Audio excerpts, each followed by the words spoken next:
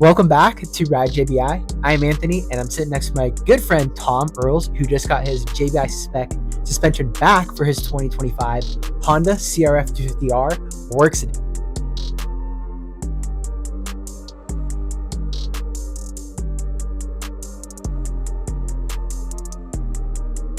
Before we recap what we did to Tom's suspension for his new bike, we're going to kind of recap how we met, his history on other Honda CRF models, and what he thinks of the stock suspension performance of the 2025 CRF 250R Works Edition. So, Tom, thank you for spending a couple minutes with us. Getting to chat with you is always a pleasure. So, just tell the fans and just our viewers on YouTube a little bit about yourself. Yeah, Tom Earls. I've been riding for about 20 years now.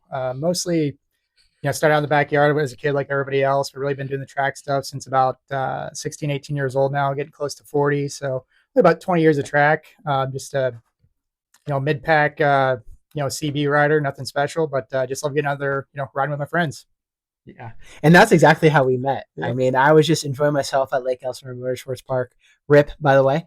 And I was just on my CRF 110, just having a good time on the vet track. And I look behind me and I see this dude dressed in all shift gear, looking like he's ready to moto. So it was just on from then. And then we played a little cat and mouse on the vet track, and it was an absolute blast. Pretty much since then, we've been riding ever since. And that, I think, was 3.5 years ago, maybe even a little bit more than that. Yep, somewhere around there.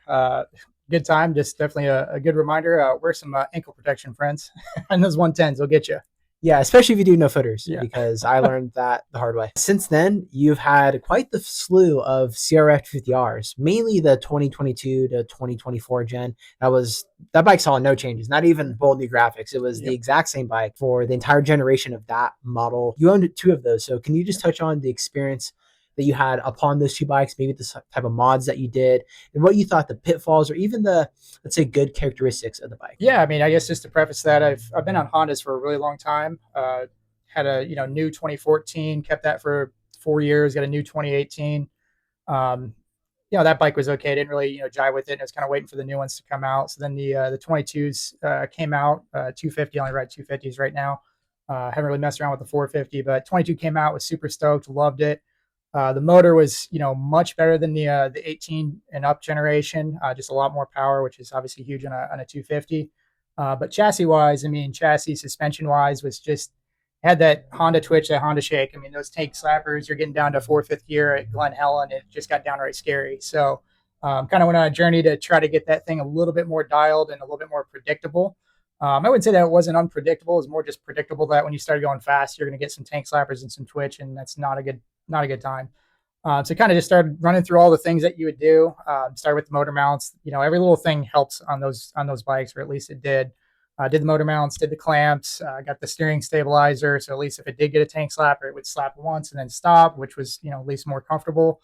Then obviously started diving into suspension and kind of went all over the map there, from hard to stiff, soft, everything in between. And kind of by the end of its life, of having a 22 and a 24, again, no changes on the bike. I just swapped all my stuff over. Really got it to a pretty, comfortable spot, and I really, really liked the bike, and really no complaints. But, I guess now stepping onto the 25 just has just better in every single way. I've obviously swapped all my stuff over now. We're obviously about to get some Ride JBI suspension, so we're going to be testing that out this weekend and next weekend, and then eventually a qualifier for Mammoth. But all in all, the 22 to 24 is just a great bike, but you really had to do a lot to get to kind of calm down. Mm-hmm. Now, I didn't spend much time besides maybe a few quick laps on your 22 to 24 generation CRF50Rs. I didn't spend much time on that bike, but when I did throw a leg over your new 25, I was quite impressed. And I feel like there's a big performance difference between the 24 and older bike to the 25, pretty much in all areas, not just the suspension, but the chassis and everything, the motor. Just the entire bike is a way better package than what Honda previously offered on the older generation. What do you think was the biggest gain in performance from the 24 and older bike to the new 25? Yeah, the biggest thing for me, it's number one, I should preface this that I was fortunate to get a Works edition. So obviously it's got, some better suspension starting off with, which obviously helps. But I noticed, just a testament to how good that bike is overall. Anthony and I, we did a team race out at Mesquite. It was a team endurance race. It was about a 6.5 hour race, something like that, with 4 of us. So I literally broke this brand new, beautiful bike in on an off-road race that I'd never do off-road, only do track stuff. Totally out of my element, totally out of our element in general. I was so nervous to dump the thing, the first ride. And, that first weekend of racing, we ended up getting about 4 hours of seat time on that bike. So kind of broken in and something I'm not used to at all. But that being said, I mean, the biggest thing I really noticed was just, I think, the chassis. That thing was just better in every way than the old bike, with me even having the old bike set up and dialed. So just right out of the factory, I mean, it was just better in every way. And me riding through stuff that I'm not used to, going through these whooped out fifth gear sections, like similar like to what you would get at, Glen Helen in a way, but a little bit different. I just noticed that I'm able to go hit fifth gear and I'm not getting tank slappers, and this chattery stuff that I would normally get at Glen Helen or Fast Track like that. And that was with me not even touching anything, literally just, brand new bike. Just we went full soft in the clickers, just to, kind of have a nice soft setup for the slower sections. And it just seemed to really work well. So I think the chassis was the biggest thing. Just none of that weird stuff that I did before. So much more comfortable and compliant. The motor was definitely a little snappier. I mean, nothing crazy, but definitely had a better motor feel. But yeah, just really the chassis, I would have to say, is just, I mean, it just fixed all the problems that I had to fix on the old one. I'm glad you brought up going all the way out or soft on the suspension clickers because we really maxed out and really saw what his suspension was truly capable of in stock form. We went all the way soft and rode that off-road race in Mesquite, Nevada. And then a few weeks later, we rode Cahuilla Creek MX and went all the way stiff. And we got to see how tunable it was. And I honestly thought it was quite tunable. All the way soft was extremely plush, extremely comfortable. And then all the way stiff still had those characteristics, but gained maybe a little bit more hold up. Not as much as I wanted out of the bike personally, but again, this bike is not for me. This is for Tom. But just to recap, your 25 suspension performance, you seem like you were quite happy with it just in stock form. And you almost kind of made a comment like, do I even want to change anything? Like, but do you have any, let's say, expectations for what your JBI spec suspension will do? Yeah, I mean, it's funny. I really it didn't mess with suspension much up until the last couple of years. You start getting a little bit more in tune with your bike, and I've always just been a guy that just wants to go out and ride. Right, I just want to go out and ride and have a good time. And you don't want to sit there and messing around with stuff. And you think that you're not a fast guy, so you're not going to feel these changes. But I just to everybody out there, just try some stuff. Go out there, go out and ride. Change one clicker, a couple clicks at a time. Go out, ride a lap, change a couple clicks. Do whatever it is. Change some sag settings. It will make your bike so much better. I don't care what you're riding, stock, any brand of anything. Just try it. It makes your ride so much better. And so that being said, I mean, I was really stoked with the stock performance. Obviously, it has all the coatings and a little, different shock shaft and all that kind of stuff. But overall, it was really nice and plush. Like I like it. I like it to generally be pretty plush.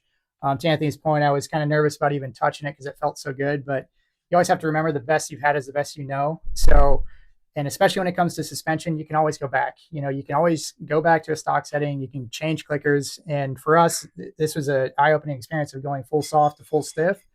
I will do that from now on in any single bike just to see where that window is, from stock suspension to modified suspension. So for me, the things I was really looking for on this bike, I mean, it was really plush. I could always use some more plushness. Who doesn't?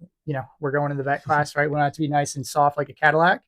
But yeah, I mean, I would say, a little bit more hold up would be nice. And then, a little bit more of a progressive, bottoming resistance, right? I mean, it's not like it blows through or anything like that, but you can just tell there's a point where it blows through on a hard hit and you want a little bit more, progressive bottoming resistance, a little bit more hold up. So I can just get a little bit more of that on each end and just keep the plushness. I mean, it's going to be amazing. And that's exactly what we try to do. We didn't make wild changes to the valving of both the front forks and the rear shock. We actually left the valve stack behind his shock compression adjuster the exact same. We did not touch that.